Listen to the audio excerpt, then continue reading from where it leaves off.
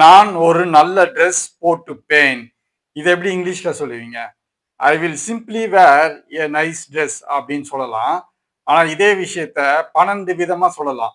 இந்த 12 வெரைட்டியும் நீங்க பிராக்டிஸ் பண்ணீங்கன்னா, உங்களுக்கு இங்கிலீஷ் ஃப்ளூயன்சி வந்து நல்லா இம்ப்ரூவ் ஆகும். First, I will just put on a pretty dress. Second, I am just going to throw on a nice dress. Third, I have decided to step out in a stylish dress. Fourth, I am going to wear a simple, nice dress. Fifth, a nice dress will do just fine.